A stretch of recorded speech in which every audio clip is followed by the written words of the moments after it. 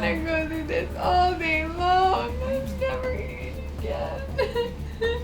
On a bad day, Monica's in the bed 22 of 24 hours. Not very functional at all. According to her, she has SRED, sleep-related eating disorder. It makes her get up at night and eat when she doesn't realize that she's doing it. We have a sign on our refrigerator that says, no Xanax after a certain time at night because it causes night eating. Some of the things that we've done to stop her were to actually chain her to her bed. It gives her enough space to go to the restroom at night, but not to get into anything else.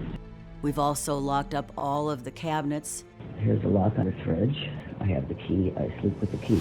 People look at my daughter and think that she has an eating disorder, and it's not that. She eats because you have to eat to live, and then she is in a great deal of pain. Paramedics have been to my house several times. In the last 5 or 6 years, Monica has gone to the hospital 10 times for severe pain in her stomach. It hurts so bad, like somebody stabbing me. 6 years ago, she was pretty healthy looking, rosy complexion. Now she looks like a concentration camp victim. Her eyes are sunken in, her skin is sallow, her legs are bone and flesh. She's pretty scary looking. She looks like she's dying because she is dying. In the 6 years that I've been friends with Monica, I've never seen her eat a solid piece of food. She looks like a skeleton. She has no meat on her bones, and she looks very frail and pale. Monica and her mother believe they have a really good relationship. I believe that it's very toxic. My relationship with Monica is good, and we're very close. Monica relies on her mom for everything. I have to help her as much as I can, washing her hair, getting her a drink, bringing her her pills or any other kind of medication, rub her tummy. I don't feel any bubbles, though, do you?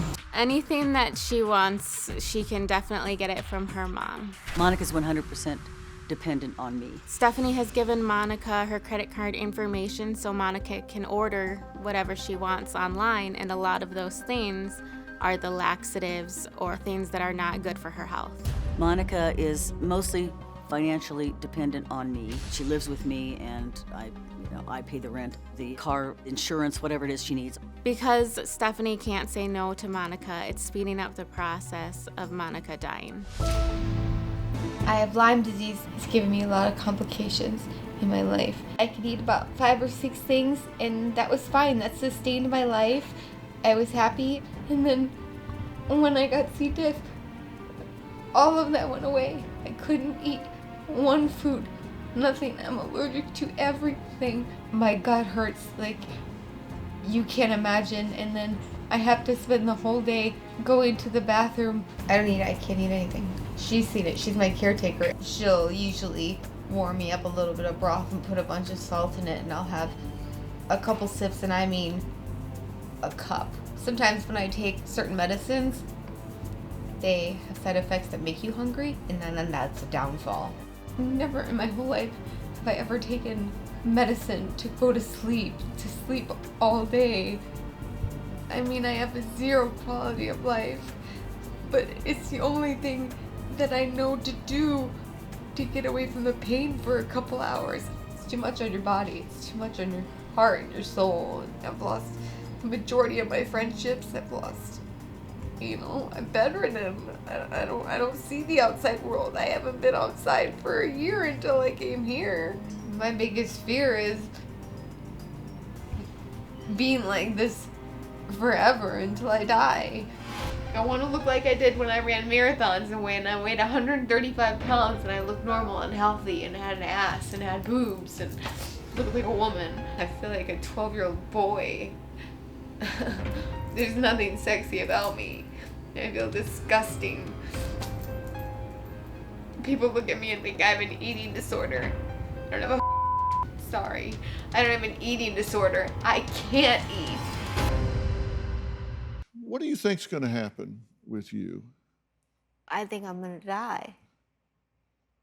You think you're on the way out? Yeah. Do you have any hope at all of turning this around? Yeah. I wasn't completely healthy before I gave birth. I was 80% better though, which is huge, huge.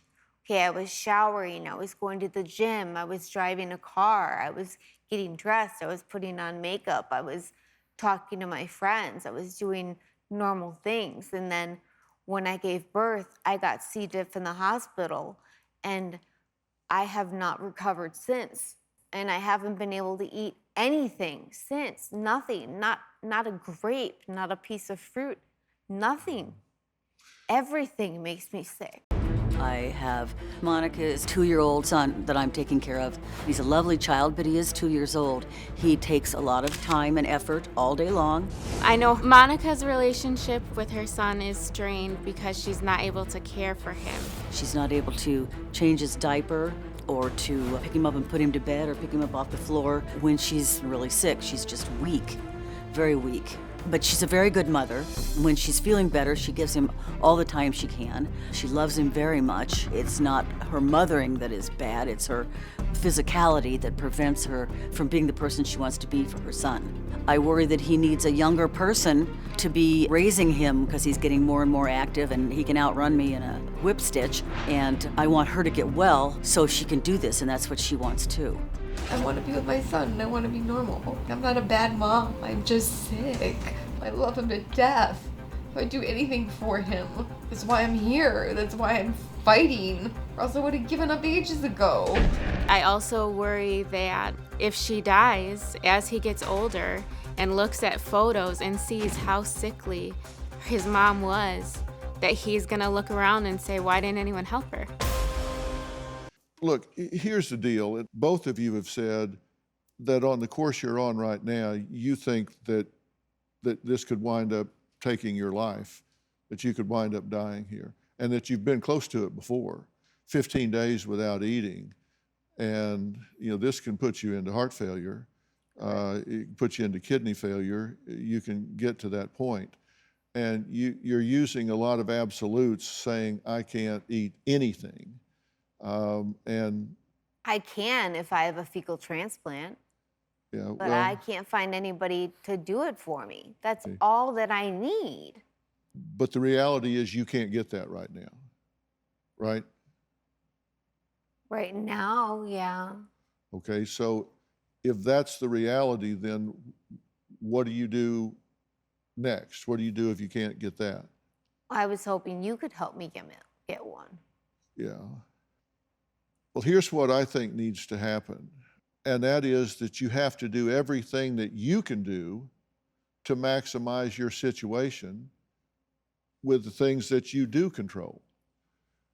For example, I can tell you as a caregiver that the worst thing you can do for a patient is not require them to do everything that they can do. 100% of what they can do. If you're dealing with someone that has a major spinal injury and they can barely walk, and it takes them 10 minutes to get across from here to the end of this dark brown floor to flip a light switch that you could do in 6 seconds, you have to allow them to take 10 minutes to get over and flip that light switch. You have to require them to do 100% of what they can do, because if they don't take 10 minutes to get over and flip that light switch, they'll never get there in 9, 8, 7, 6, 5, 3, and 7 seconds, just like you.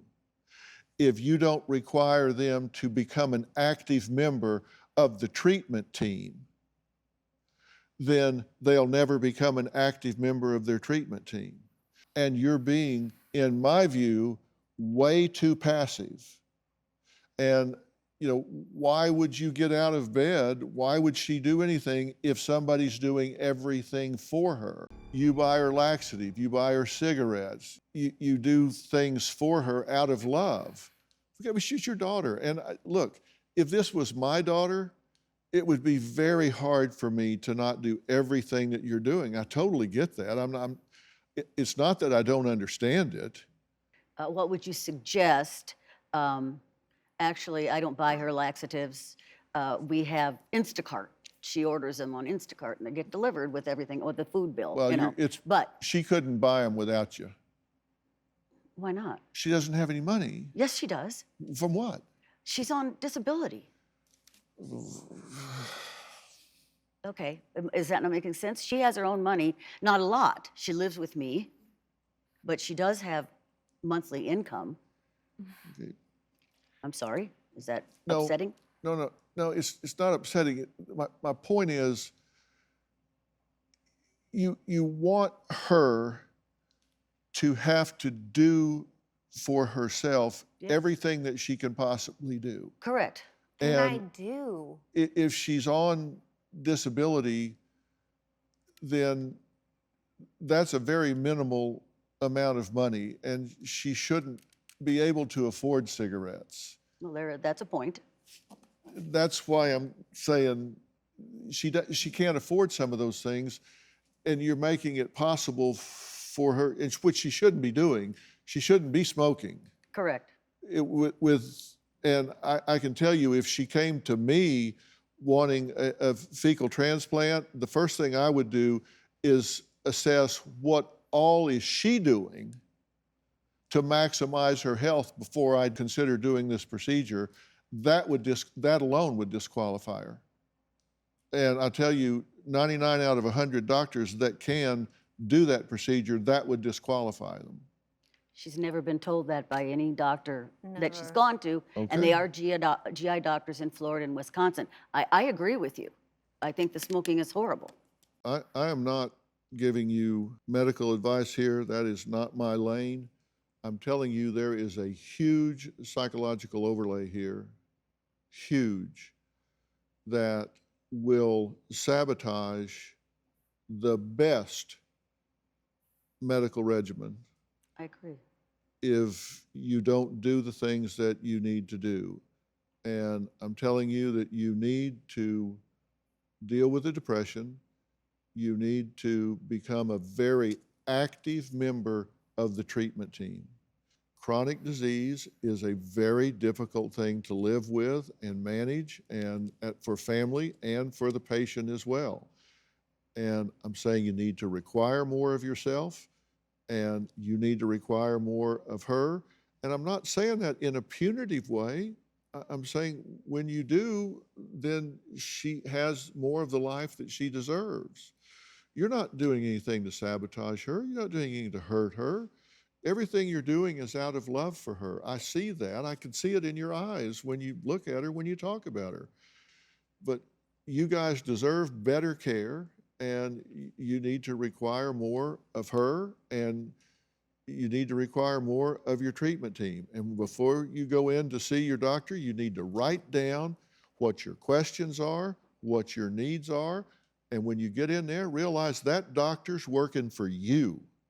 You don't go in there and get hurried. You write your questions down ahead of time, and you say, all right, sit down, doc, because I got some stuff to go over here, and take the time. It's patient bill of rights. You write down what you want to know, and you demand to get the answers, and put together that treatment team. And you can turn this around.